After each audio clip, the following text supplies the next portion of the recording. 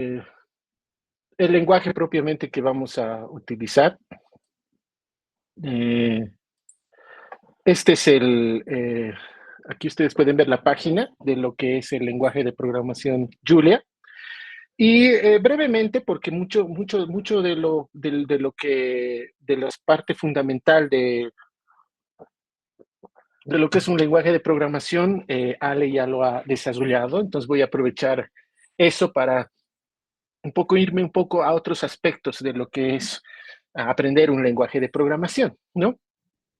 Y específicamente Julia es un lenguaje de programación de código abierto, muy joven, a comparación de Python, que ya desde los años 90 se viene ya consolidando y creciendo en popularidad. Hoy en día es probablemente uno de los lenguajes de programación más populares que hay. Eh,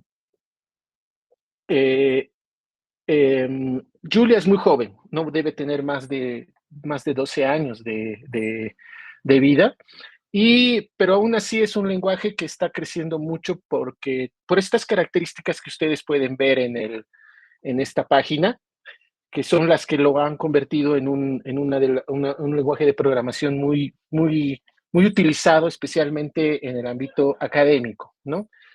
Python está muy consolidado dentro del ámbito de la producción, y dentro del ámbito académico, Julia tiene unas particularidades de las que les voy a comentar enseguida. Pero fundamentalmente estas son las 6 características principales que tiene Julia. Primero, que es rápido, dinámico, reproducible, componible, general y de código abierto. Probablemente una de las características más importantes es esta de la rapidez. Dentro del ámbito científico hay un problema que tienen la comunidad científica en particular, aquí lo voy a buscar en Google, que es el problema de los dos lenguajes. ¿Ya? Este es un problema, y aquí ya directamente, fíjense, nos va a dar una descripción en la IA, ¿no? En el desarrollo del lenguaje se refiere, bueno, aquí el problema de los lenguajes en, en programación. Eh, a ver si ahí es más específico. Aquí está, ¿no? Este es el problema de los dos lenguajes, especialmente en el ámbito académico.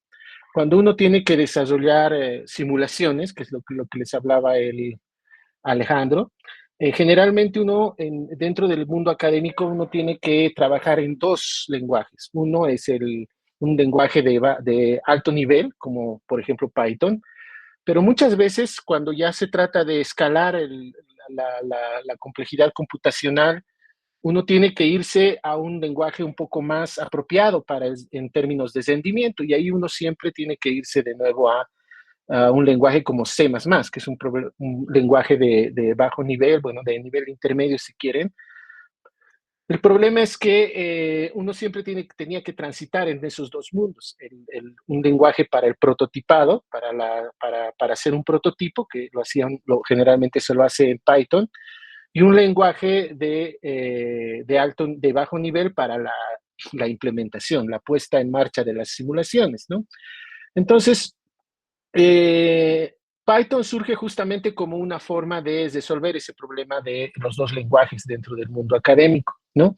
Es un lenguaje que ha sido desarrollado por un matemático llamado Edelman, y que justamente lo ha desarrollado con esa intención de resolver ese problema, ¿ya?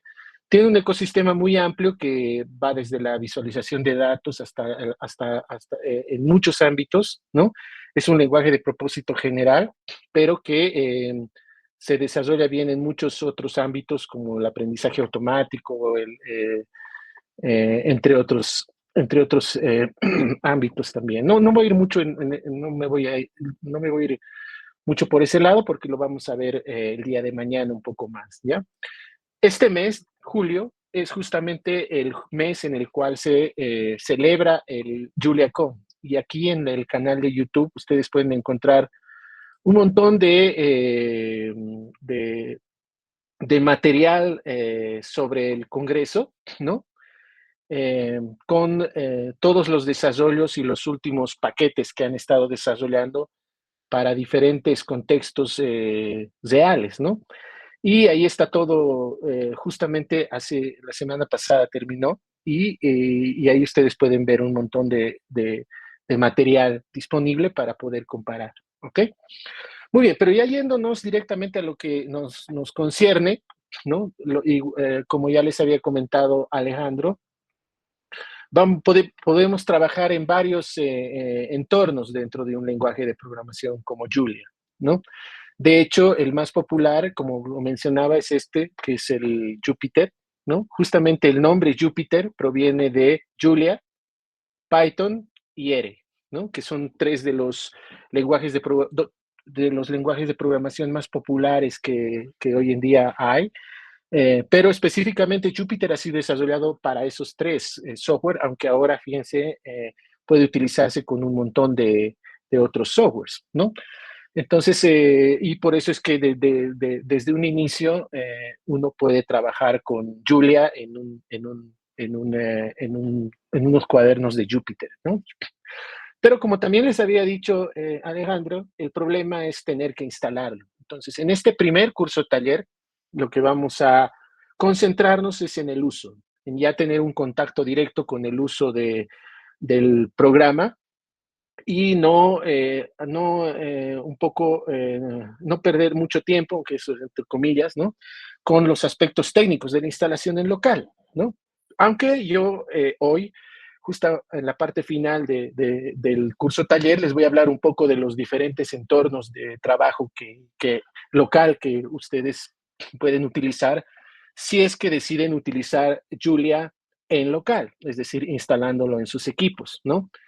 Esta primera sesión nos vamos a concentrar en utilizar un entorno en línea, que es justamente los cuadernos de Julia, ¿no? Entonces, nosotros vamos a utilizar ahora los cuadernos de Colab, ¿no? Del que ya les ha comentado Alejandro. Entonces, este es el cuaderno base que yo voy a utilizar. Aquí hay un botón que está a compartir y lo voy a compartir en el chat del, eh, del eh, a ver, déjenme, a ver, eh,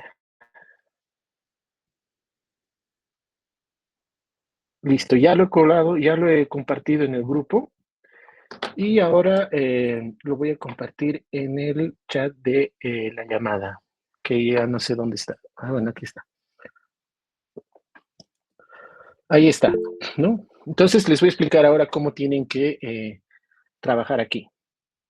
Bueno, es muy sencillo. Ustedes aquí van a abrir este cuaderno de Colab, ¿sí?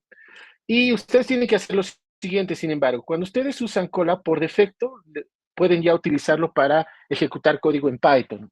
De hecho, Colab ha sido creado para trabajar con cuadernos de Jupyter, pero en un entorno de Python. Entonces, donde ustedes tienen que irse ahora es, primero, tienen que irse a archivos y tienen que guardar una copia en Drive, ¿sí? Entonces, cuando ustedes guardan una copia en Drive, se los va a guardar en su carpeta Drive, en una carpeta específica que es la carpeta Cola, ¿ya? Y entonces ya van a tener una copia local de este cuaderno, ¿sí? Ahora, una vez que ustedes abren esa copia local del cuaderno, tienen que irse aquí a entorno de ejecución, ¿sí? Y en este entorno de ejecución se tienen que venir aquí, donde dice cambiar de entorno de ejecución. Entran ahí y se van a encontrar con este cuadro de diálogo, donde aquí dice el tipo de entorno de ejecución. Y ahí hay esencialmente tres opciones, ¿no? Que es Python, R y Julia. Por eso son cuadernos de Jupyter, por estos tres lenguajes, ¿no? Entonces nosotros aunque inicialmente los cuadernos de Colab solamente funcionaban con Python, ya luego ha entrado R y al final han agregado ya Julia, ¿no? Entonces seleccionan Julia y esto lo que va a hacer es que el núcleo de procesamiento del cuaderno va a estar, lo va a procesar con Julia, ¿ya? El acelerador de hardware, ¿no? Va a depender un poco del tipo de cómputo que van a realizar. por defecto pueden utilizar este CPU, que, no, que para lo que vamos a hacer al menos hoy es suficiente, pero también pueden utilizar este GPU, que es más, que tiene, que es más apropiado para cómputo intensivo, específicamente para problemas de aprendizaje automático, etcétera, ¿no? Entonces, nosotros vamos a quedarnos con el CPU, ¿no? Y entonces, porque va a ser suficiente. Ahora, si ustedes necesitan cálculos más intensos todavía, pueden adquirir una cuenta o pueden adquirir una cuenta premium de Colab que les va a dar capacidades de procesamiento muy superiores a las que por defecto, pero ya pagando, ¿no? Entonces lo guardan y ustedes ya están trabajando en un entorno en un entorno de procesamiento de Julia, ¿ok? Muy bien, entonces los aspectos más generales de lo que es la programación ya los ha explicado Alejandro. Yo me voy a meter un poco más con el tema de la sintaxis en un lenguaje de programación y lo bueno de que haya hecho primero la presentación Alejandro es que vamos a hacer una especie de comparativa entre los dos lenguajes, ¿ya? Los aspectos fundamentales de la programación siempre son los mismos, ¿no? Lo que cambia es la herramienta y no es bueno casarse con una herramienta porque esto de la tecnología va evolucionando cada día, ¿no? Entonces, por eso es bueno acostumbrarse a no amasarse a un solo software, ¿no? Entonces, aprender dos o tres, yo creo que es muy apropiado porque te da un panorama muy amplio de lo que es. Entonces, vamos a comenzar con qué es y qué no es este taller, ¿ya? Bueno, primero que no es una introducción completa al lenguaje de programación por Julia, porque es muy poco tiempo, ¿no? Es un curso taller introductorio, entonces no vamos a tener mucho tiempo para desarrollar todas las ideas que hay, pero nuestro objetivo es hacer un curso posterior más amplio, con más sesiones y con más detalles sobre los aspectos que hay que tener en cuenta del lenguaje de programación. En otras palabras, es una probadita de lo que se puede hacer con un lenguaje de programación. ¿Ya? Entonces, aunque no se asume un conocimiento previo del lenguaje de programación, lo que hemos visto con Alejandro nos va a servir también como una referencia, ¿ya? Eh, un aspecto importante que hay que tener en cuenta de Julia es que es un lenguaje de propósito general, sí, también como Python, pero está muy enfocado al aspecto numérico, ¿ya? Es decir, es un lenguaje que está muy optimizado para la computación de alto rendimiento y es por eso que es tan utilizado en ciertos ámbitos académicos, especialmente de la computación científica, ¿no? Eso es bueno y malo, ¿no? Es bueno porque le da mucha capacidad computacional a los procesos que se hacen con Julia, comparativamente con Python, pero también tiene que abrir la mano de algunas características que tiene Python, por ejemplo, en lo que se refiere al propósito general, ¿no? Entonces, eso lo vamos a ir viendo poco a poco, ¿ya? ¿Qué es entonces este taller? Es un vistazo a lo que pueden ser, cómo podemos utilizar Julia para ciertos tipos de cómputo científico, ¿ya? Especialmente dentro del ámbito de las ciencias y la ingeniería. Entonces, lo vamos a enfocar mucho a ese aspecto y eso lo vamos a hacer justamente mañana. Mañana vamos a ver mucho de los ecosistemas que hay de Julia y que para que ustedes puedan ver todas las potencialidades que tiene, especialmente en ámbitos como la biología, la química, la física, que es donde más se está utilizando, ¿ya? Ahora, ¿por qué deberíamos aprender Julia? Primero porque es un lenguaje nuevo y eso quiere decir que la arquitectura del diseño del software utiliza paradigmas de diseño de software muy actuales, ¿no? La versión 1.0 ha sido lanzada en el 2018, ¿no? Y tiene una característica que no sé si nos va a dar el tiempo para estudiarla con detalle, porque se llama el despacho múltiple y que la hace muy diferente a los lenguajes como Python en algunos aspectos, aunque es muy similar en la sintaxis, como se van a dar cuenta ahora, ¿ya? Les recomiendo que vean la documentación de Julia, que es muy extensa y muy detallada para poder profundizar más en las características que tiene este lenguaje de programación. ¿Ok? Muy bien, entonces vamos a comenzar a ensuciarnos las manos, un poco ya entrando a los aspectos de la sintaxis. ¿Ok? Aunque, como les había dicho, solamente vamos a tener una visión general de lo que significa el trabajo con el tipo de datos que se va a utilizar con Julia. ¿Listo? Y los aspectos sobre programación que ya los ha explicado Alejandro van a seguir valiendo aquí, entonces por eso es que no vamos a entrar mucho a esos detalles, pero sí a lo que significa ya el uso propiamente del software, ¿no?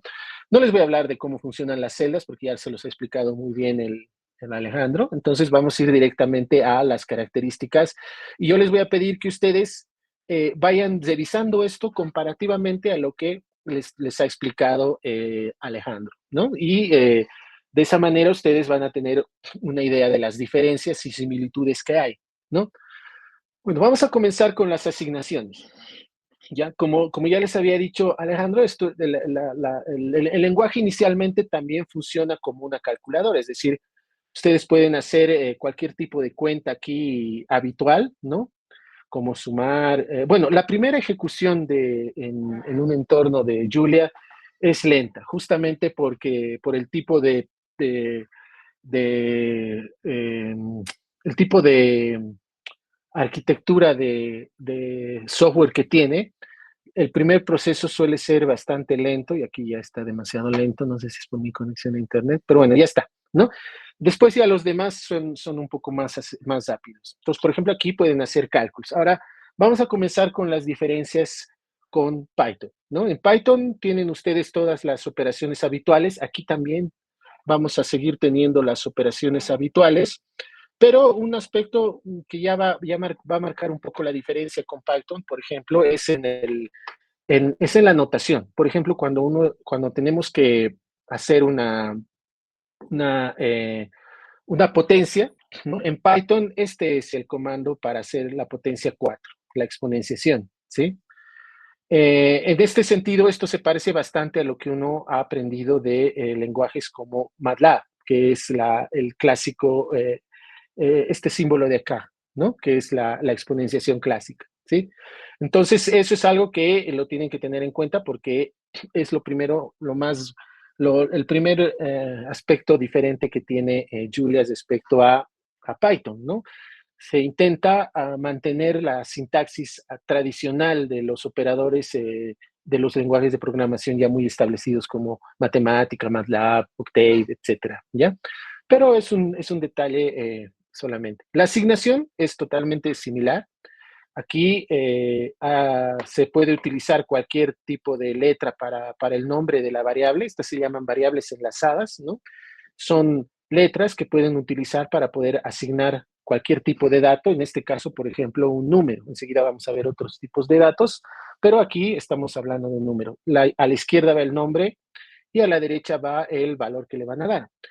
Entonces aquí también ya comienza otra de las características diferenciales que tiene Julia respecto de Python, y es que cuando ustedes hacen cualquier ejecución en una celda con Julia, siempre les va a devolver algo, ¿ya?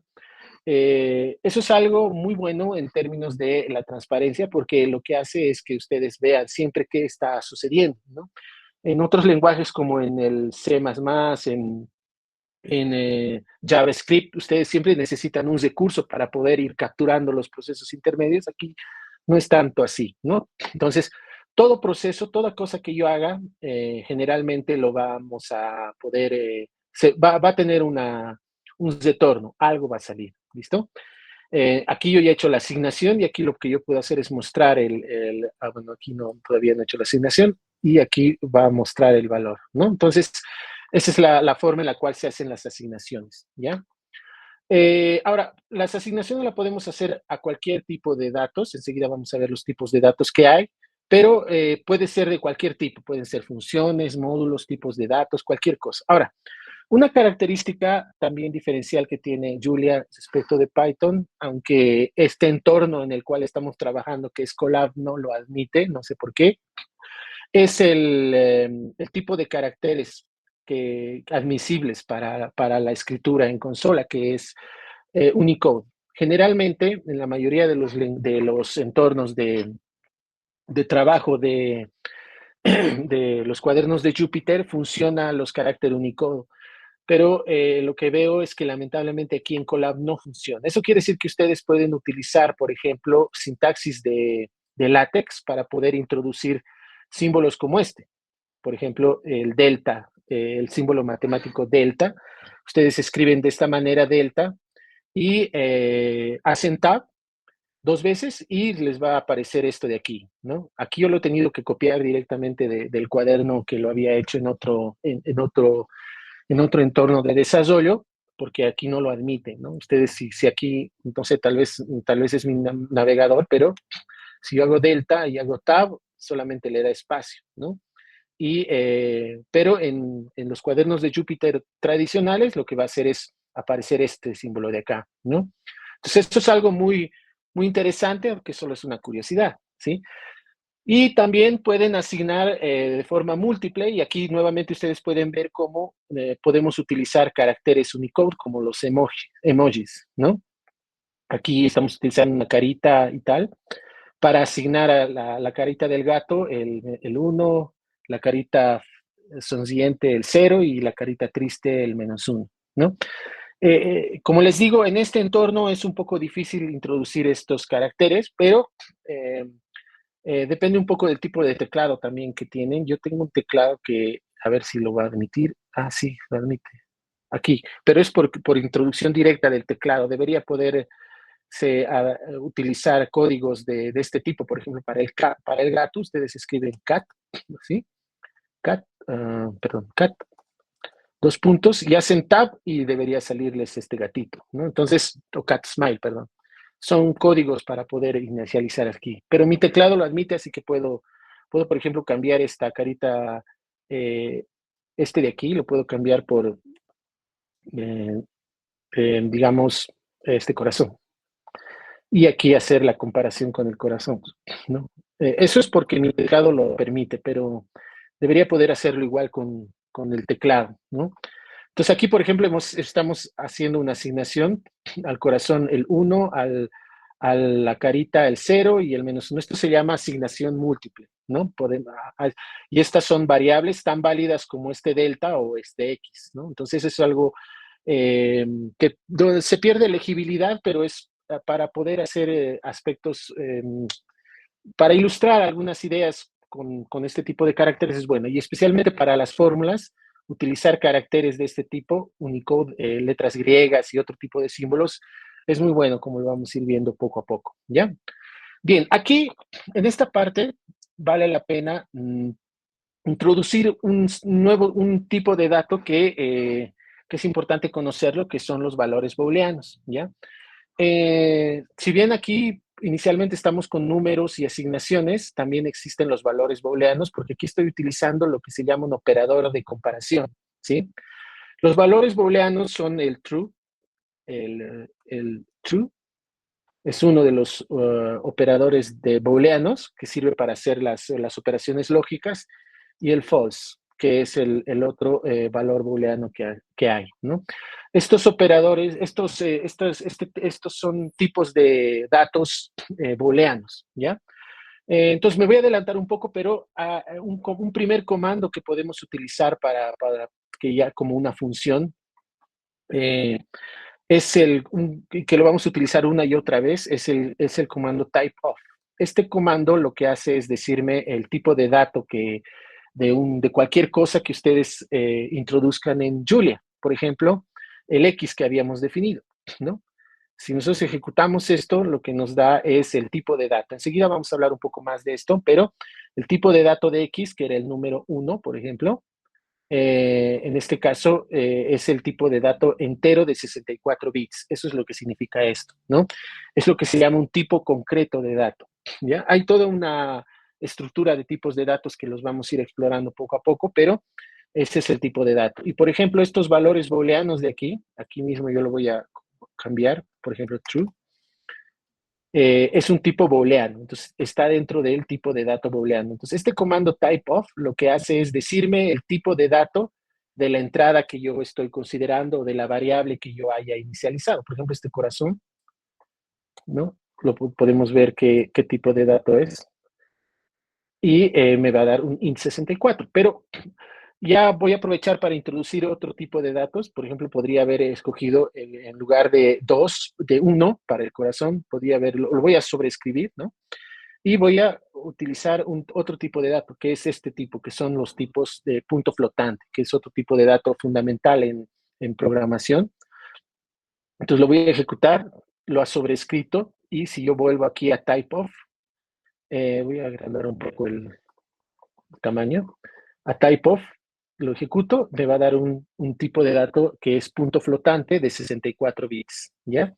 Hay varios otros tipos de datos que los vamos a ir explorando poco a poco, pero es muy importante siempre es recordar que todo objeto que ustedes definen en un lenguaje de programación, Python o Julia, tiene asociado un tipo, ¿no? Que generalmente es el tipo de dato en el que le corresponde y que generalmente se asocia con la forma en la cual se almacena en memoria este tipo de dato. Entonces, el corazón, por ejemplo, aquí se ha guardado en un lugar de memoria en 64 bits, ¿no? Y es un tipo de dato de punto flotante, ¿ok?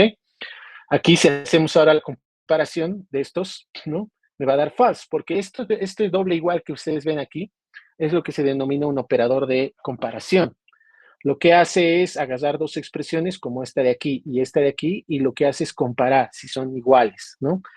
En matemática generalmente eso se hace con el signo de igualdad común y cociente. Sin embargo, aquí en Julia y en la mayoría de los lenguajes de programación, este igual está reservado a hacer generalmente asignaciones, como y igual a 4.5, digamos, ¿no? Entonces, el igual simple es para las asignaciones y el igual doble es para las comparaciones, es decir, para poder comparar, y lo que hace y es un operador booleano porque lo que me devuelve es un valor booleano, que se asocia con lo cierto y lo falso.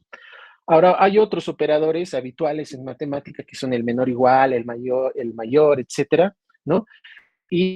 Por ejemplo, si yo agarro el 2 y le pregunto si es menor que el 3.4, ¿no? Entonces, como es un operador booleano, lo que va a hacer es una comparación y me va a dar true porque es verdad, ¿no? Y puedo utilizar incluso dos en la misma línea, así, ¿no? Entonces le estoy preguntando si 2 es menor que 3.4 y es menor o igual a su vez que 5. Entonces la respuesta es cierta, pero si aquí coloco menos, esto puede causar algún problema si no lo utilizo bien, ¿no? Entonces esto, porque aquí ha asociado un i, entonces por eso me da false, ¿no? Ahora también hay, obviamente, los operadores binarios booleanos, ¿no? Que son, por ejemplo, el i, true. El i se lo hace de esta manera. El i es así, true y false, digamos, ¿sí? Ese es el operador i, ¿ok? Y el operador o sería, digamos, false o es así, la base, false. Entonces, la forma como se opera con expresiones booleanas con los conectivos lógicos. ¿Ok? Esto va a ser importante porque Alejandro les había hablado de lo que son los bucles condicionales, for, while, todo eso. Entonces, ahí es donde justamente necesitamos conocer exactamente cómo funcionan estos operadores booleanos para poder trabajar con las condicionales en nuestros programas, ¿ok? Pero eso lo vamos a ir explorando después, ¿ya? Entonces, vamos con los siguientes tipos de datos importantes que hay que conocer. Como les digo, voy a ir un poco rápido para que me dé el tiempo, pero ya hay números, como les había dicho, hay números de punto flotante, que son otro tipo de números para las, los números fraccionarios, hay tipos de datos booleanos para las operaciones lógicas y también hay lo que son los strings, las cadenas de caracteres, ¿sí? En Julia se los escribe de esta manera, se les llama string, y se los crea con comillas dobles, ¿ya? Se los crea con comillas dobles Pero, y aquí viene otra de las diferencias que hay con Python, las comillas simples son diferentes de las comillas dobles. En Python son indistintas, es decir, ustedes pueden crear una cadena de caracteres con las comillas dobles o con las comillas simples en Python. Pero en Julia uno siempre crea cadenas de caracteres, lo que se llaman strings, con comillas dobles, ¿ya? Y esto es lo que me va a dar, por ejemplo, aquí si yo creo este mensaje, la función no tiene derivada, ¿no? Si yo ahora uso el comando typeof de mensaje, ¿no? Me va a dar el tipo de dato. No lo he ejecutado, a ver. Ya, ahora sí, ¿no? Y me va a dar string, que es el tipo de datos, ¿ya? Las comillas simples se reservan para los caracteres individuales, ¿sí? Porque un string, lo que se llama una cadena de caracteres, eso es lo que se llama string, está compuesto por caracteres. Entonces, lo que hace Julia es diferenciar la cadena de caracteres, que es la concatenación de caracteres para formar un string, con el carácter individual. Entonces, aquí, por ejemplo, utilizamos esto aquí, le llamamos char entre comillas simples, el F, ¿no? Y lo que va a hacer es crearme, asociarle, enlazar a este char el carácter F, ¿no? Y ese es un carácter Unicode, ¿no?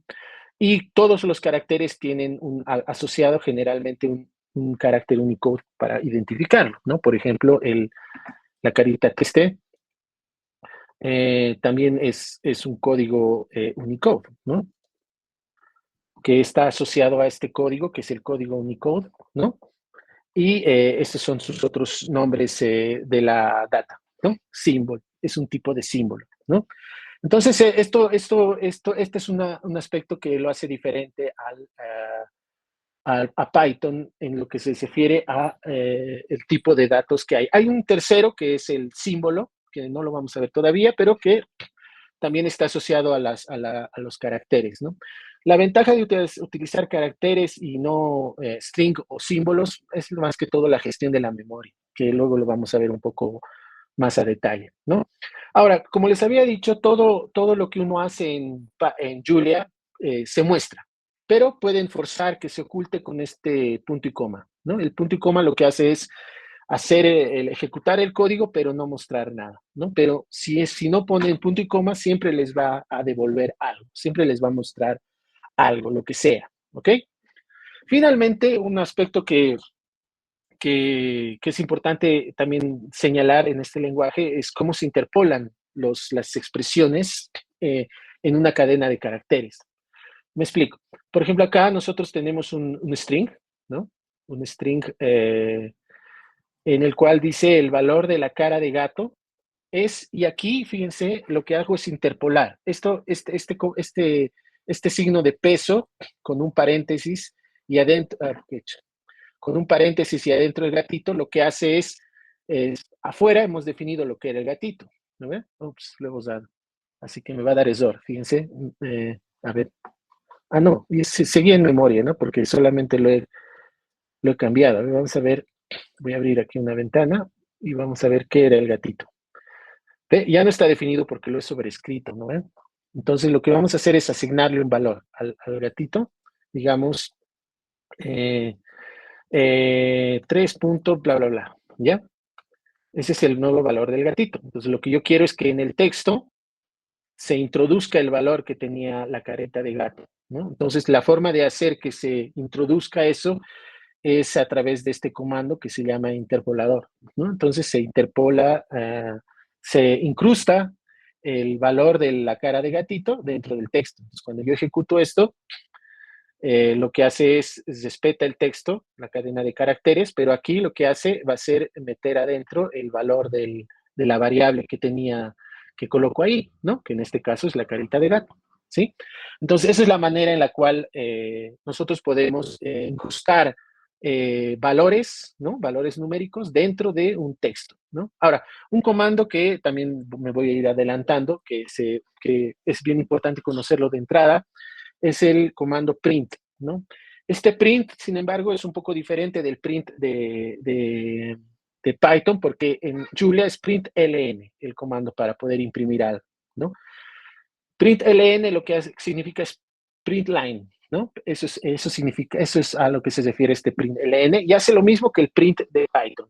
Hagas una cadena de caracteres y lo que va a hacer es imprimirlo, pero para que vean la diferencia, no le coloca las comillas, ¿no? Entonces lo que hace esencialmente es imprimir, es una impresión limpia, ¿no? Esta en cambio es una impresión del texto plano entero, ¿no? Incluidos los delimitadores que son las dobles comillas. Entonces, si ustedes utilizan el comando print, lo que hace es solamente escribir el texto relevante, que es sin las comillas dobles, ¿no?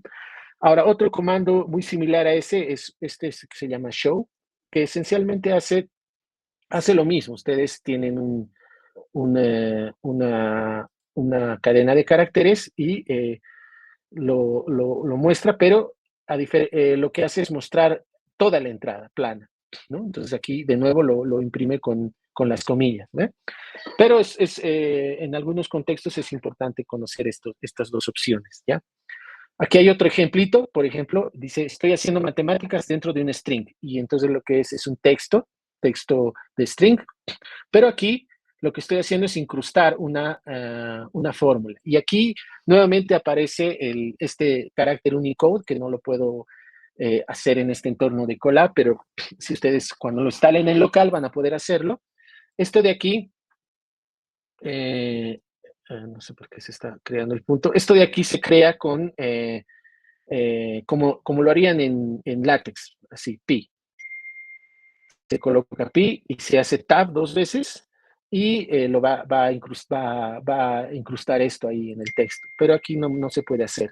De todas maneras, aquí yo también podría haber utilizado la letra así, que es otra forma de introducir la letra pi. No es la única como látex, ¿sí? Pero para ir resaltando el hecho de que se puede utilizar Unicode, aquí lo que va a hacer es elevar pi al cuadrado y le va a restar x, ¿no? Sea lo que sea que haya definido x antes, que era, si no me equivoco, 1. Aquí está, ¿no? Entonces lo que hace aquí, como les había dicho, es incrustar fórmulas, ¿no? O variables dentro de un texto, ¿sí?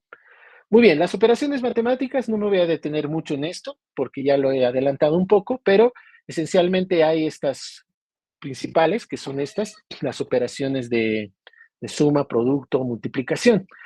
Hay una característica que tiene Julia, un poco diferente de Python, que es, por ejemplo, cuando nosotros aquí hemos definido, por ejemplo, x igual a 3 y y igual a x elevado a la 2.6, ¿no? Si, por ejemplo, yo quiero multiplicar el 4 por el x, en Python yo tendría que hacerlo necesariamente de esta forma, ¿no? 4 por y utilizar este de aquí, ¿no? En Python se puede hacer esto, ¿no? Se puede omitir el por, pero sin espacio, porque eso me va a dar un error. Tiene que estar junto, ¿no?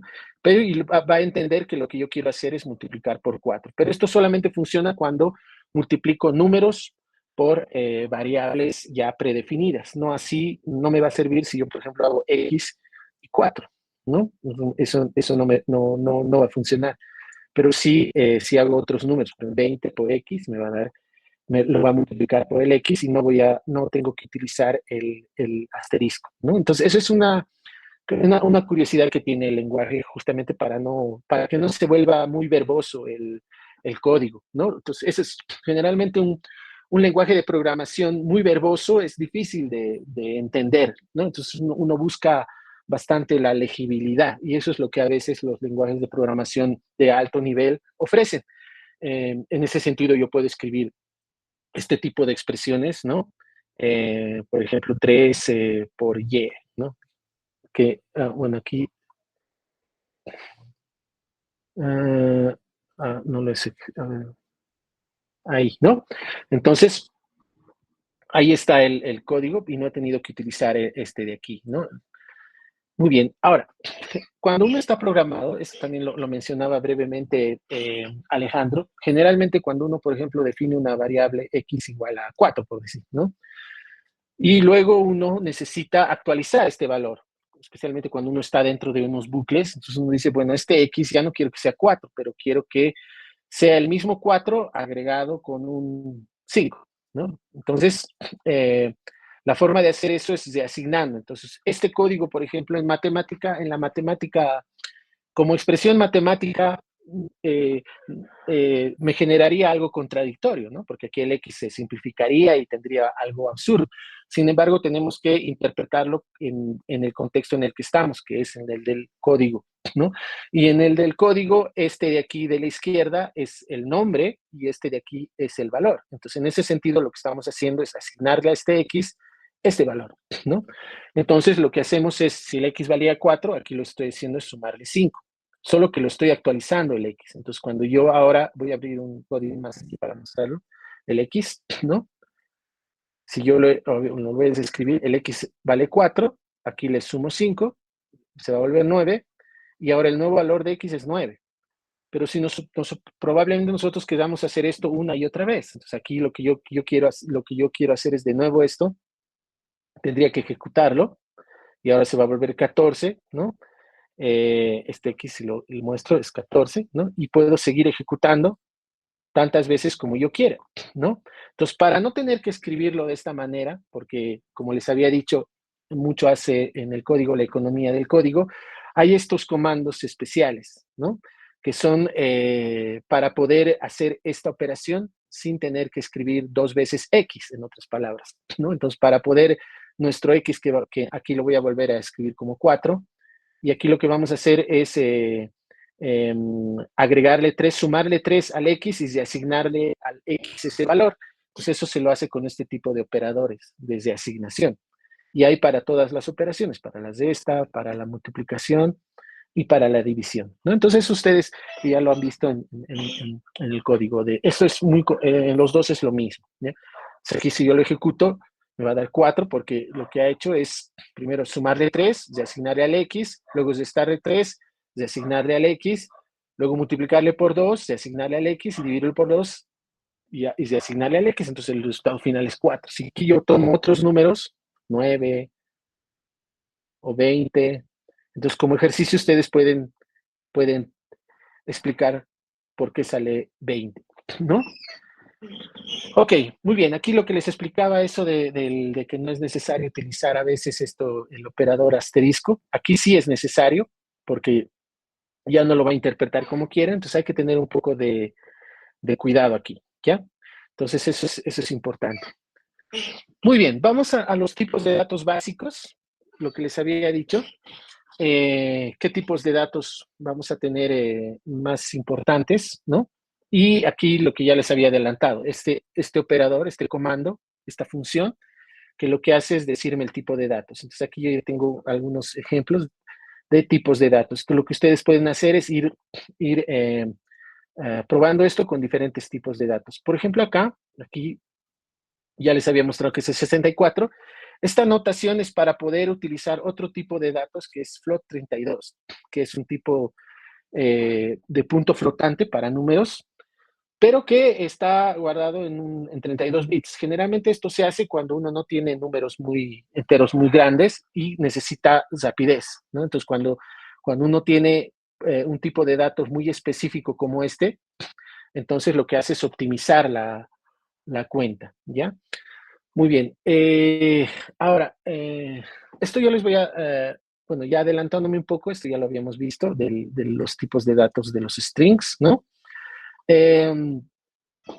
Y aquí, por ejemplo, este es un tipo de dato del cual vamos a hablar un poco enseguida, pero que también es importante utilizar, y lo vamos a ver para la parte de álgebra lineal especialmente, que son, por ejemplo, las matrices, ¿no? Esta es, por ejemplo, la forma en la cual se construye una matriz en Joule. Es muy parecido a la forma como se construyen matrices en MATLAB, ¿sí? Construir matrices en Python va a depender un poco del tipo de librería que utilicen para la construcción, ¿no? Entonces, aquí es un poco más económico, pero por ejemplo acá yo tengo una matriz, pero es una matriz de strings, ¿no? No es una matriz de números, es una matriz de strings, ¿no? Y la forma en la cual va el tipo de dato, generalmente cuando ustedes crean esta matriz, por ejemplo, les va a devolver la matriz que han construido, pero aquí ustedes pueden ver el tipo de datos que corresponde. Esto ya es lo que se llama un tipo compuesto de datos, ¿no? Que es una matriz, ¿no? De 2 por 2 compuesta de strings, ¿no? Si yo hubiera colocado otros valores, lo que va a hacer Julia es de conocer el tipo de dato y colocar el tipo de dato que corresponda. Por ejemplo, si aquí yo ahora coloco número 2, ¿qué es lo que va a hacer? Me va a dar esta matriz, fíjense, pero ahora le ha cambiado el tipo de dato, porque ya no todos son strings, hay un número. Entonces lo que va a hacer es llevarlo a un tipo de dato que abarque a los dos tipos de datos, números y string. Y ese tipo de datos le llama n, cualquiera, ¿no? Pero si, por ejemplo, yo solamente coloco números enteros, 2, 3, 4 y aquí -1, digamos, lo que va a hacer optimizar el reconocimiento de códigos y le va a poner int 64, ¿no? Si a alguno de ellos le pongo 2.3, entonces todos los va a volver puntos flotantes. ¿Se dan cuenta? Esto es muy bueno porque lo que hace es optimizar va a optimizar las operaciones cuando yo tenga que, por ejemplo, hacer operaciones con esta matriz. Digamos, agarro el A y lo elevo al cuadrado, ¿no?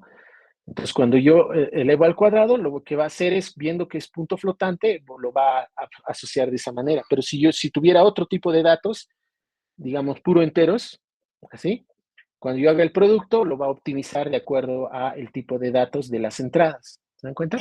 Eso es una característica propia del diseño de Julia, que es muy similar a lo que se hace en C, pero que está adaptada a un lenguaje no tan verboso, ¿no? Entonces, esa es la manera en la cual va a trabajar. Esta característica hace que trabajar con operaciones para matriciales sea muy óptimo, muy eficiente computacionalmente hablando. Es por eso que Julia, por ejemplo, trabaja muy bien con matrices de 1000 por 1000, 10.000 por 10.000, etcétera, ¿no? Eso es principalmente lo que se conocen como estructuras de datos compuestas, ¿no? Estas de aquí son las simples y esta ya sería una compuesta que contiene tipos de datos más simples, ¿no? Y enseguida vamos a ver otras estructuras de datos más o menos que van por esta línea, ¿ya? Muy bien, ahora, dentro de lo que son las estructuras de datos, tenemos las colecciones básicas, ¿no? Ya les ha hablado algo el Alejandro, pero aquí, por eso es que no voy a extenderme demasiado, porque ustedes también aquí lo van a ir leyendo y lo van a ir probando también, pero solamente les voy a hablar de algunos de los más importantes, al menos en matemática, ¿ya? Entonces, el primer tipo de dato, estructura de dato importante que hay que conocer, ¿no? Eh, Son varios, pero uno de los más importantes es las tuplas, ¿no? Que son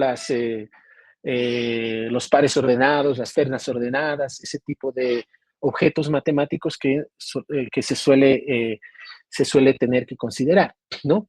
Entonces, las tuplas van a ser un tipo de datos, ¿no? Y la forma, y esencialmente se definen como colecciones ordenadas inmutables, ¿ya?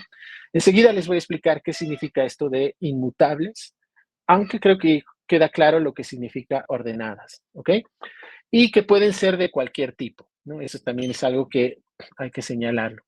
Generalmente son útiles cuando nosotros tenemos elementos que no son del mismo tipo y son pequeñas colecciones, ¿ya? Hay otros tipos de datos más apropiados cuando tenemos que tener colecciones más grandes de datos, ¿no? Esta es la sintaxis que se utiliza para crear una tupla. Se coloca entre paréntesis cada ítem correspondiente de la tupla. Por ejemplo, aquí, fab. Le voy a llamar fab a esta tupla, ¿no? Entonces, si nosotros ejecutamos esto, ¿no? Ya hemos enlazado a la variable fab esta tupla. Ahora, vamos a ver el tipo de dato, fab, y type of. Y ahí ustedes pueden ver que es efectivamente una tupla, pero fíjense que aquí describe cada entrada el tipo de datos. Purple, char, este es un carácter, ¿no? Y este pi, por ejemplo, es un número irracional. Aquí es un número, aquí tengo, por ejemplo, otro tipo de dato que es un número irracional, ¿no? En realidad ustedes pueden crear, hay varios tipos de datos matemáticos. Por ejemplo, las fracciones comunes y cocientes, el 2/3, por ejemplo, si solamente utilizan una base para la división, lo que ustedes tienen es un punto flotante, ¿sí? Pero también pueden trabajar con un número racional, por ejemplo, utilizando 3 base 4, ¿sí? Con esto ustedes lo que hacen es definir el 3/4, pero lo vas a respetar como un número racional, no lo va a volver un punto flotante como aquí. Es decir, aquí estamos hablando de la división, aquí estamos hablando de un número racional, ¿no? Esa es la diferencia que hay entre Bien, estos dos. una disculpa, tengo un pequeño percance ahí. Bien, a ver.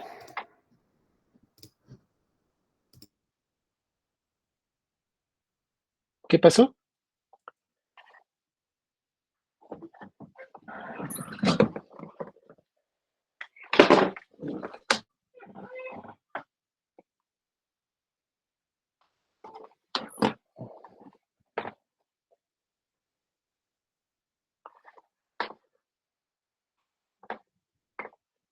Hola, hola.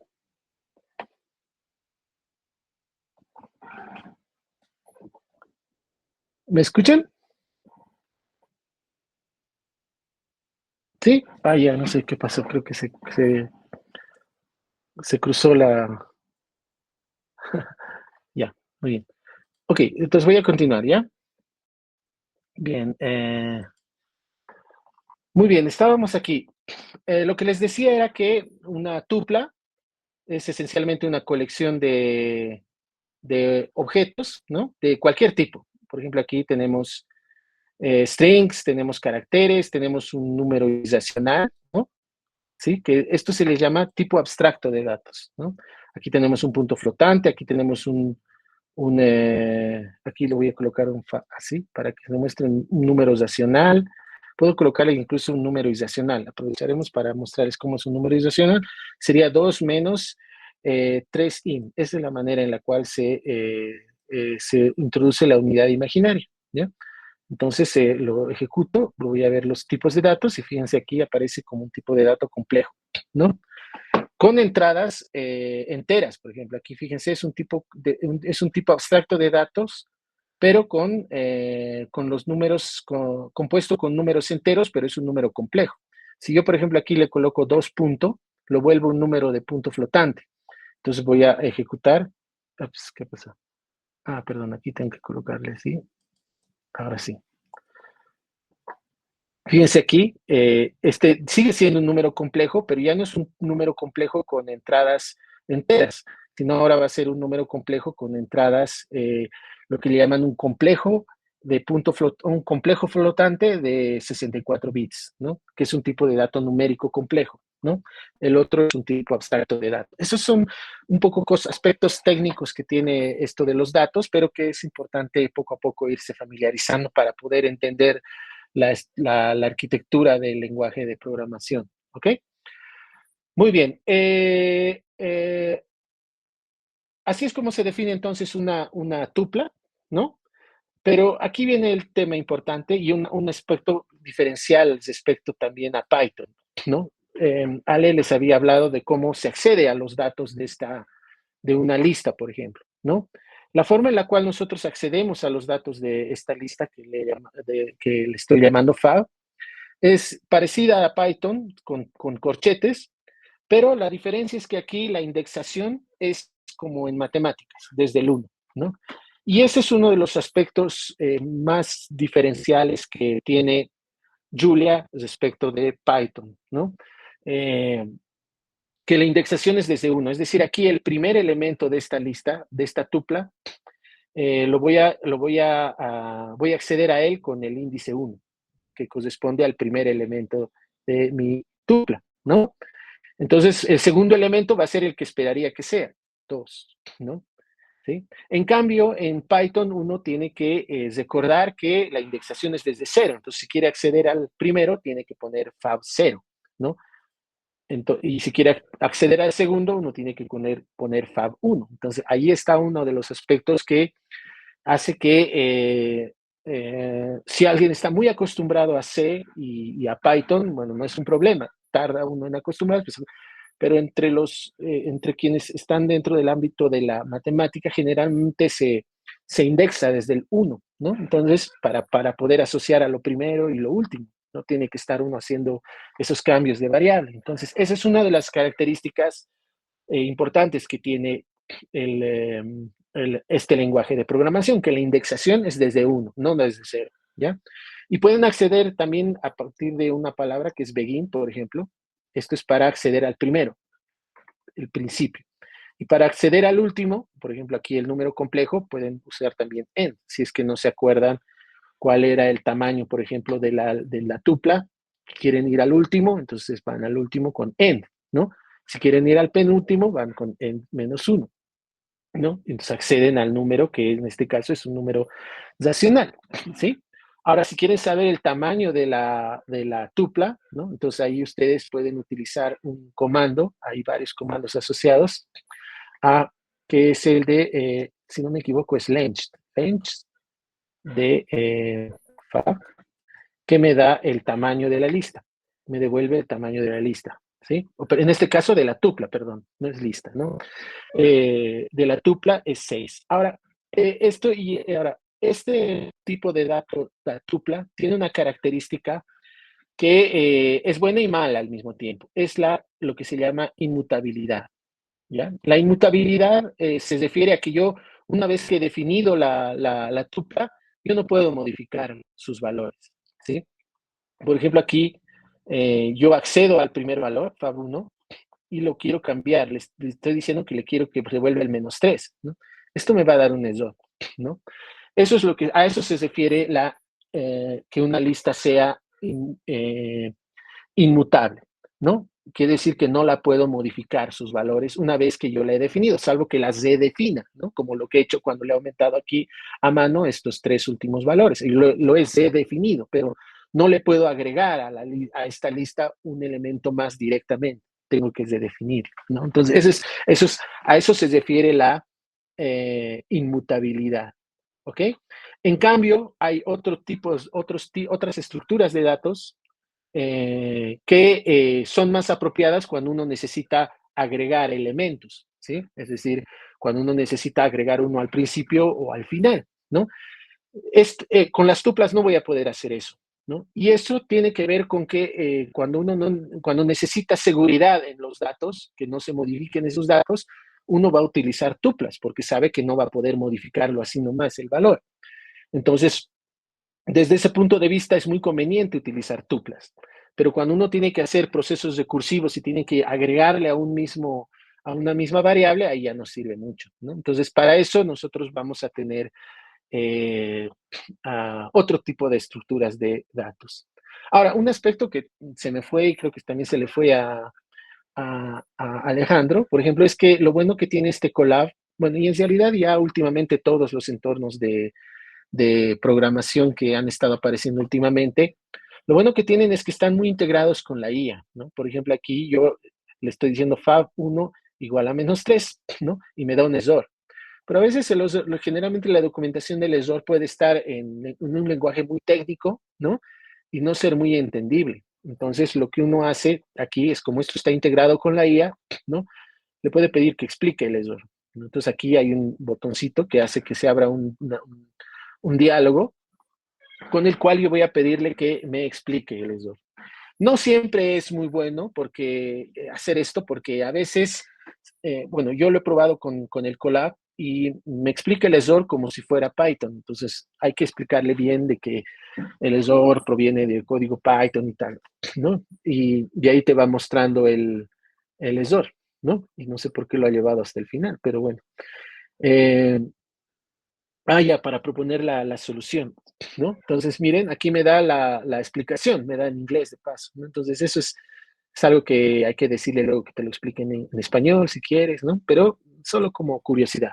Y aquí me da cómo se puede corregir. Solo que es una solución por fuerza bruta, porque justamente la inmutabilidad no me deja modificar fácilmente los datos. ¿Ok? Entonces voy a volver a donde estaba. Me lo ha llevado hasta el final para eso.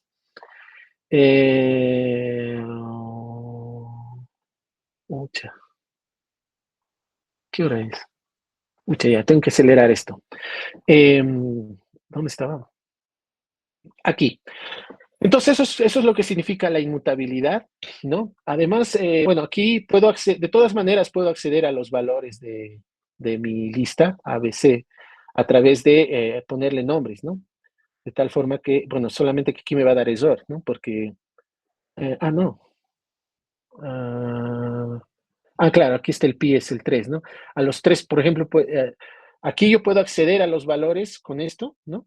Aquí, por ejemplo, el primero, así, ¿no? Pero también puedo ponerle nombres a esos valores de esta manera, ¿no? Es para poder extraer los valores de una tupla fácilmente de esta manera. Los 3 primeros los puedo extraer así, ¿no? Entonces el A, B y C ya van a estar de esta manera, ¿no? Ahora, por ejemplo, voy a hacer D y F más, ¿no? Entonces eso lo va a hacer es extraer todos los otros valores también. Y aquí, por ejemplo, el F es justo el 3/4, ¿no? Entonces es solo para poder acceder, ¿no? Bien, el otro tipo de datos del que no voy a hablarles mucho, pero que les ha hablado ya también el Alejandro, es el diccionarios, ¿no? Esta es la notación para crear un diccionario. ¿Cuál es la diferencia entre un diccionario y una tupla? De que no está indexado por números, sino por pares clave-valor. En este caso, esta es la sintaxis, se establece una clave y un valor, ¿ya? Eh, Sirve especialmente para las configuraciones, así que por eso es que no le vamos a dar mucha caña a esto, ¿ya? Por ejemplo, aquí para crear una lista de contactos, se lo crea de esta manera, de tal forma que a este nombre se le asocia este string, que va a ser su valor, clave, valor, aquí igual, Sam, nombre y valor, número de teléfono. Entonces, de esa manera ustedes crean un diccionario, ¿no? Para acceder a los datos lo tienen que acceder ya no por el número, porque ya no es una lista ordenada, sino es una lista clave-valor, entonces tienen que acceder por el nombre de la clave, que en este caso sería así. Lo bueno que esto es que es mutable, entonces cualquier momento ustedes pueden agregarle un nuevo elemento a mi contactos. Por ejemplo, aquí solo hay 2, pero puedo agregarle así, contactos, le pongo una clave, que va a ser el nombre, y el número, que va a ser infinito y más allá, ¿no? Entonces, ejecuto y lo que hace es, ¿qué pasa? No lo ejecutaba esto. Entonces, contactos, y luego ahí, ¿no? Le agrega el último, ¿no? Generalmente en orden, no necesariamente alfabético ni nada, ¿no? No hay orden aquí, ¿no? Bien, y luego tenemos una variante de las tuplas que se llaman tuplas con nombres, ¿sí? Donde ustedes pueden crear tuplas como las que hemos visto hace rato, inmutables. De nuevo, estas son inmutables, eso es bien importante siempre tener en cuenta cuando uno crea tuplas. Solo que a diferencia de las tuplas anteriores, estas tuplas también las puedo crear con nombres de referencia, como aquí X. Esta tupla, por ejemplo, el primer elemento va a ser X igual a Y, perdón, 5, Y igual a un string y Z igual a 5 tercios. Entonces, lo que hace es crearme lo que se denomina una tupla con nombres, ¿no? Si ustedes se fijan en el tipo de dato, type of, de NT, les da una tupla con nombre, ¿no? Y los tipos de datos asociados, por ejemplo, al nombre X está asociado un entero, ¿no? Al nombre Y está asociado un string y al nombre Z está asociado un punto flotante, ¿no? Entonces, aquí yo tengo las dos opciones. Puedo acceder al valor con el número, porque es una tupla ordenada, ¿no? Como acá, ¿sí? O al 2 si quieren, ahí, ¿no? O puedo acceder por el nombre. Por ejemplo, aquí, en lugar de acceder al primer elemento con nt1 o al segundo elemento con nt2, puedo acceder con su nombre, que sería en este caso y. Entonces puedo hacer nt.y. ¿Se dan cuenta? Entonces, esa es la manera en la cual puedo acceder. Esto es muy bueno cuando uno tiene configuraciones, ¿no? Es decir, por ejemplo, está haciendo un código está estudiando un fenómeno y tiene muchos parámetros. O sea, aquí puede estar presión del aire, puede estar aquí temperatura, y entonces uno les asocia un nombre más. No solamente es una lista, una tupla de números secos, sino que tienen un nombre y yo voy a poder referenciarlos por su nombre cuando los esté haciendo una cuenta, ¿no? Entonces, por eso es tan importante estas tuplas con nombres, ¿ok? Muy bien. Luego viene, este es el más común, este es probablemente el más útil de todos los tipos de datos que tiene Julia, que es el array, ¿no? O listas, o arreglos, si quieren, como quieran llamarle, ¿ya? La base del poder que tiene Julia está en este tipo de datos, que son los arrays. Y es el tipo de dato más importante que hay en Julia, ¿ya? Y son esencialmente colecciones mutables y ordenadas, pero con ítems del mismo tipo. Ya les había mostrado con la matriz, pero ahora lo vamos a ver un poquito más detalladamente. Entonces, por ejemplo, una lista de Fibonacci artesanal la construiría directamente de esta manera, ¿no? Por ejemplo, Fibonacci 1, 1, 2, 3, así colocando directamente sus valores, ¿no? Así, ¿no? Entonces uno puede, en este caso lo que uno hace, lo que hace Julia es de conocer que todos son enteros, entonces crea un tipo de dato que es un array, pero que el alias de ese array es vector, porque es una lista de números solamente, entonces le va a llamar vector. Y siempre lo va a considerar como un vector columna. Esta es otra característica diferente que tiene Julia respecto a Python, ¿no? Que trabaja fundamentalmente con vectores columna, para que las operaciones con matrices sean más fáciles de realizar, ¿ya? Entonces aquí tenemos un vector de enteros de 64 bits, pero también podríamos definir listas mixtas, ¿no? Con diferentes tipos de datos y como les había dicho, lo que hace el programa es reconocer que aquí hay strings y números, entonces lo va a llevar a un tipo de dato que abarque a los dos, que sería any, ¿no? Pero si aquí yo le coloco números 2.3, ¿no? Y aquí le coloco, digamos, pi, así, entonces lo que va a hacer es llevarlo a punto flotante, float 64, ¿no? Porque has de conocer que todos son puntos flotantes. Esto hace que los cómputos sean más eficientes, ¿no? Pero la característica principal es que esto es un tipo de dato mutable, ¿no? ¿Eso qué quiere decir? Que, por ejemplo, acá, en este Fibonacci que hemos hecho, ¿no? Voy a agregar aquí, voy a poner Fibonacci, ¿no? Si yo, por ejemplo, quiero cambiar el primer número, voy a acceder al primer elemento, ¿no? Y lo quiero volver -10, ¿no? Entonces, sí me va a aceptar, de tal forma que si yo ahora quiero ver quién es Fibonacci, entonces me va a mostrar, me lo ha cambiado, ¿se dan cuenta? Eso es lo que se refiere con un tipo de dato mutable, ¿no? Quiere decir que yo puedo modificar su valor. Cualquiera de sus valores. Entonces, si yo quiero modificar el último, ¿no? Entonces puedo acceder al último con end también, end, si no me acuerdo el tamaño, ¿no? Y le puedo llamar pi si quiero, ¿no? Y lo modifica. Ah, perdón, ¿qué pasó aquí? Uh,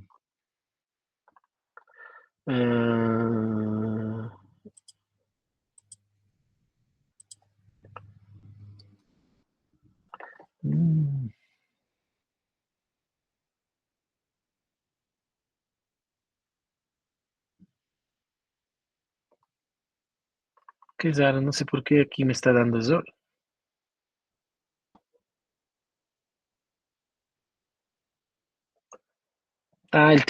Todos tienen que ser del mismo tipo de dato, ese es el problema, ¿no? Ya, entonces esto sí lo voy a poder cambiar por digamos, 4, ¿no? Y ahí sí lo va a aceptar, ¿no? Ya, entonces la inmutabilidad se refiere que puedo cambiar el valor, pero no puedo cambiar el tipo de dato del valor. Si lo he inicializado como un entero, ¿no? Con enteros de 64, lo puedo modificar manteniendo el tipo de dato entero, ¿no? Entonces, es una especie de mixtura entre mutable, pero no mutable en el tipo de dato, ¿no? Entonces, le da doble seguridad, ¿no? Para no poder introducir datos de otro tipo, ¿no? ¿Ok? Muy bien, entonces de esa manera nosotros tenemos estos tipos de datos, ¿no? Como lo que les decía era que esta característica desde conocimiento del tipo de datos es justamente para poder optimizar, ¿no? Optimizar las operaciones, ¿no? Pero también podemos crear vectores de vectores. Por ejemplo, acá. Acá nosotros tenemos un vector de vectores numéricos. Entonces, aquí lo que tenemos es una lista de listas, pero que contiene vectores dentro, ¿no? Entonces, si lo ejecutamos, lo que tenemos es un vector compuesto de vectores, a su vez compuestos por enteros de 64 bits, ¿no? Y esto es un array, un arreglo que no es una matriz, pero que no deja de ser un arreglo, ¿no? Entonces el tipo de dato generalmente esto va a aparecer mucho cuando uno trabaja con tensores. Los tensores pueden tener esta forma, ¿ya? Muy bien, esta es una matriz, esta es la manera en la cual uno crea una matriz, ¿sí? Es muy parecida, si se dan cuenta, a la forma en la cual se crean matrices en MATLAB, ¿no? Entonces, esta es la manera, se los crea de esa manera. Es un poco más engorroso en Python, pero aquí es muy sencillo. Pero aquí hay unos comandos que también quisiera hablarles un poco para poder crear matrices aleatorias, ¿no? Y arreglos aleatorios también, ¿no? Es el comando ZAND, ¿ya? Este comando ZAND, cuando uno lo utiliza sin argumentos, generalmente las funciones, eso lo vamos a ver, no sé si lo vamos a poder ver hoy, pero probablemente la siguiente, lo que hace es crear números aleatorios, ¿no? A partir de un algoritmo de creación de números aleatorios, ¿no? Y diferentes números aleatorios cuando no le dan un rango, ¿ya? Ahora, si ustedes le dan un número, se los va a crear vectores aleatorios entre 0 y 1, ¿sí? Si le dan dos números, se los va a crear matrices, por ejemplo, de 3 por 4 con entradas aleatorias, ¿no? Y puede ser del tamaño que quieran, 10 por 10, 10 por 10, digamos, ¿no? Matrices. Son aleatorias, ¿no? Pero con el detalle es que cuando uso solamente ZAND, la distribución de los números aleatorios para construir esta matriz es uniforme. Si yo quiero una distribución normal, tengo que utilizar ZAND N. Y lo que va a hacer es una distribución normal entre -1 y 1 de números aleatorios dentro de la entrada. ¿Ok? Esta es la manera en la cual podemos crear arrays de cualquier tamaño, ¿no? Por ejemplo, de tamaño 100 o 110. Aquí me va a dar un array de 110, pero normalmente distribuidos los números aleatorios, ¿no? Bien, cuando nosotros creamos una matriz, por ejemplo, una matriz de 3 por 3, ¿no? La forma en la cual se acceden a los valores es a través de un doble índice, ¿no?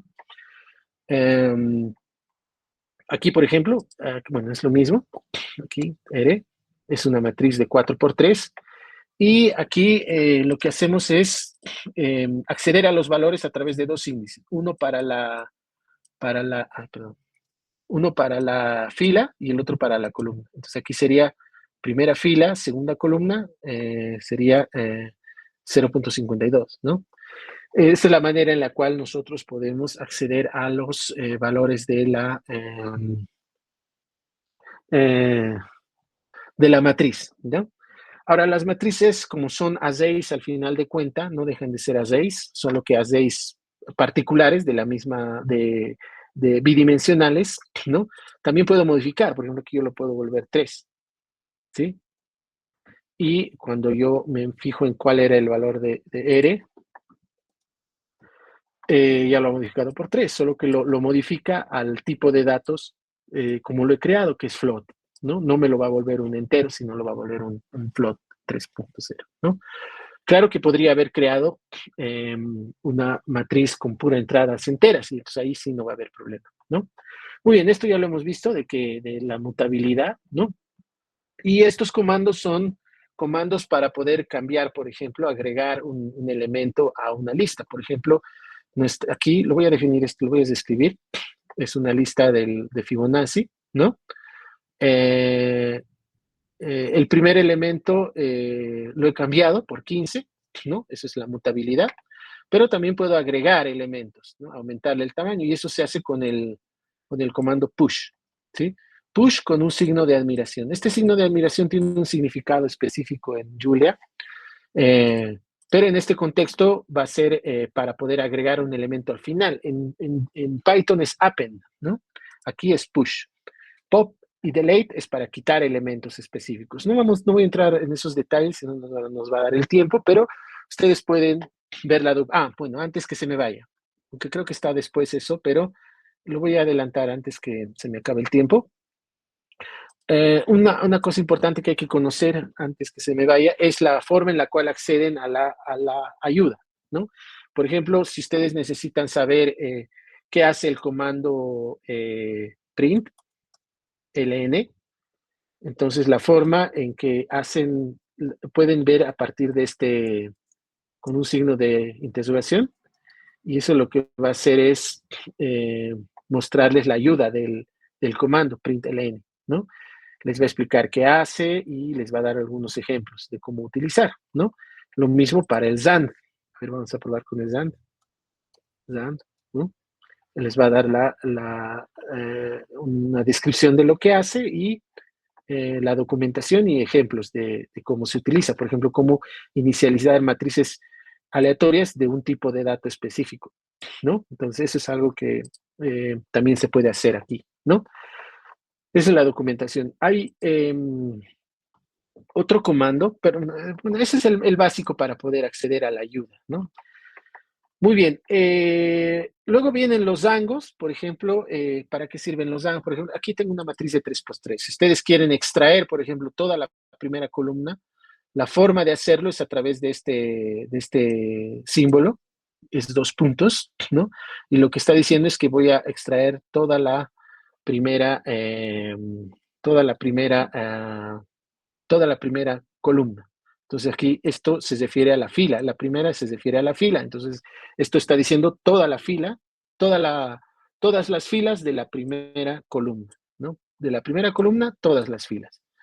Pero, y aquí viene la razón por la cual también este otro tipo de datos es importante, los rangos. También puedo, y esto es muy importante cuando uno tiene que estudiar matriz, por ejemplo, uno de los ámbitos en los cuales hacemos investigación algunos colegas es en los problemas inversos de autovalores. Uno necesita calcular los autovalores, pero a veces uno necesita sacar submatrices de esta matriz y ver sus autovalores o sus características. Entonces, por ejemplo, si ustedes quieren solamente esta matriz de estos de acá, todos estos, solo esta submatriz de aquí que estoy demarcando, o sea, las tres, digamos que la columna 2 y 3 y la fila 3 y 4. Digamos que quiero extraer esa submatriz, ¿no? Entonces aquí lo que hacemos es utilizar justamente la notación de Django, que tiene esta notación que ven aquí, que se señala un empiezo, un final, o se puede utilizar también esta notación, que es un inicio, un paso y un final. Pero lo voy a ilustrar aquí con la matriz, ¿ya? Y luego lo voy a ilustrar con una lista, ¿ya? Digamos, le voy a llamar Y, pero una lista normal. Y igual a ZAND 10, digamos. Así, ¿no? Entonces, primero vamos a hacer con este ZAND 10. Si yo quiero acceder, por ejemplo, a todos los elementos desde el tercero hasta el quinto, pues para poder extraer esa parte, lo que yo voy a hacer es agarrar el y entre llaves voy a colocar el zango. Entonces voy a decir desde el tercero hasta el séptimo, digamos, ¿no? Entonces lo que hace esto es extraer desde el tercer elemento, que sería desde aquí, hasta el séptimo. Hasta ahí, ¿no? 4, 5, 6, 7. ¿No? Entonces lo que hace es justo extraer eso lo puedo guardar en otra variable, z, ¿no? Y ya le he extraído una parte de la lista, ¿no? Ahora, si yo quiero extraer, por ejemplo, solamente los impares, los de la posición impar, del 1, 3, 5, 7, entonces lo que yo hago es utilizar la otra opción, desde el 1 hasta el final, digamos, ¿no? Pero con un paso de 2. Entonces esto lo que va a hacer es saltarse, ¿no? Entonces lo que va a hacer es agarrar el primero, luego se va a saltar 1, porque le estoy diciendo un paso de 2, va a saltar 1, 2, el siguiente, y así yo voy a sacar solo los de índice impar, ¿no? Si quiero los de índice par, puedo hacer algo de lo mismo. Puedo hacer 2, 2 y lo mismo, ¿no? Y me va a sacar los índices pares, ¿no? El 2, el 4, 2, el... a ver un cachito. Ahora sí, ¿no? Las posiciones impares, ¿no? Ahora, en una matriz puedo hacer lo mismo, ¿no? Si yo tengo esta matriz, por ejemplo, de 5 por 5, y yo quiero extraer una submatriz, entonces utilizo los rangos, desde, por ejemplo, la segunda fila hasta, bueno, que sea, la tercera fila hasta la, bueno, voy a hacer una matriz un poco más grande, ¿ya? 10, 10, 10, así, ¿ya? Y digamos que quiero de la tercera fila hasta la, qué sé yo, 7. Y de las columnas quiero de la columna 6 a la columna 9, ¿no? Entonces lo que hace es extraer esa submatriz de acá, ¿no?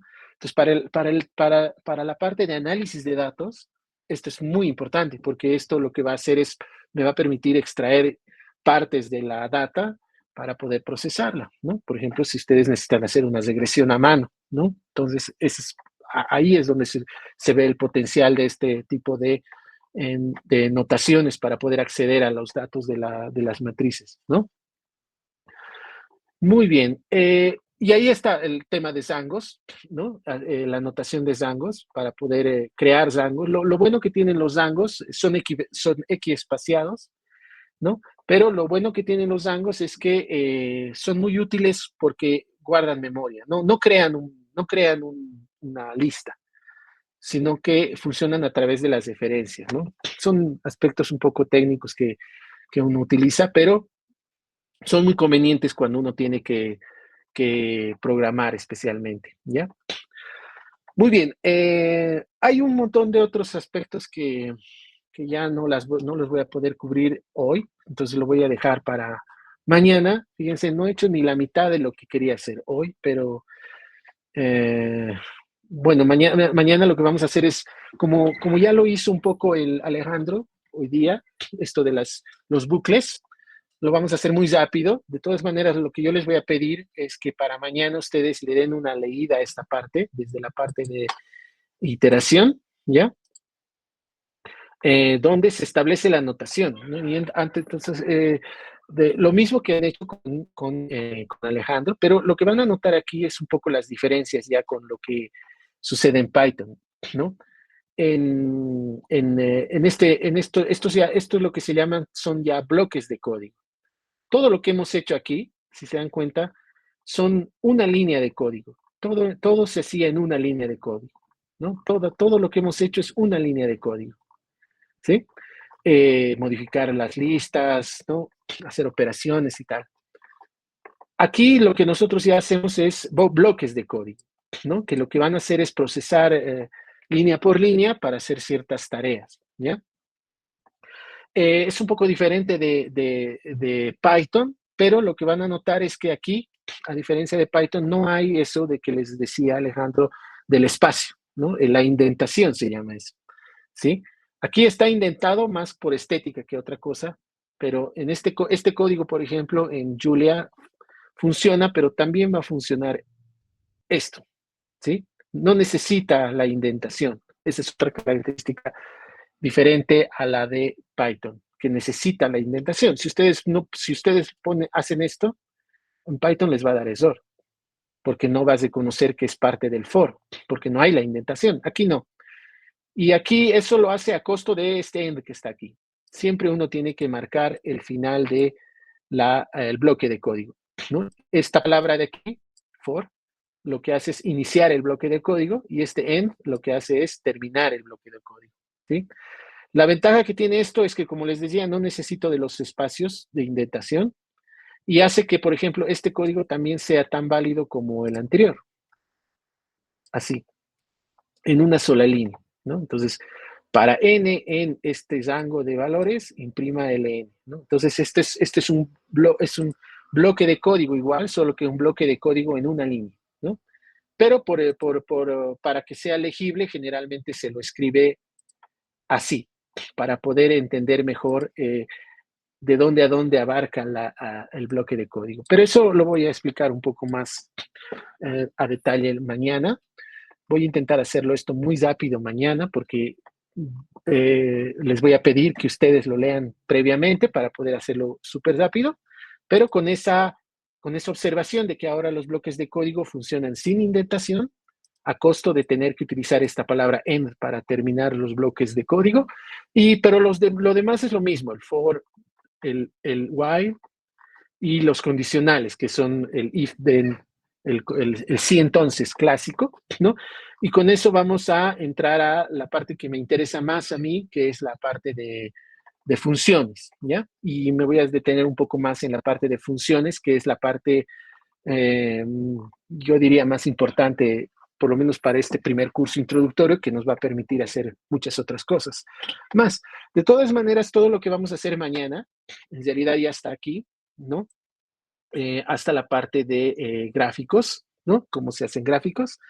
Y incluso la parte de benchmark, que es el rendimiento, que está en la última parte, pero que no lo vamos a hacer. No creo que lleguemos mañana a hacer eso. No voy a poder tal vez hacer lo que quería hacer, pero yo les voy a pedir que ustedes vayan leyendo para mañana, le den una leída así muy, muy rápida para que podamos hacerlo de una manera más acelerada y pueda llegar al menos a lo que quería mostrarles del ecosistema que tiene Julia para poder encarar problemas de teoría de control, de biología, de química, ¿no? Que es a donde quería llegar eh, para mostrarles un poco las potencialidades que tiene este lenguaje de programación.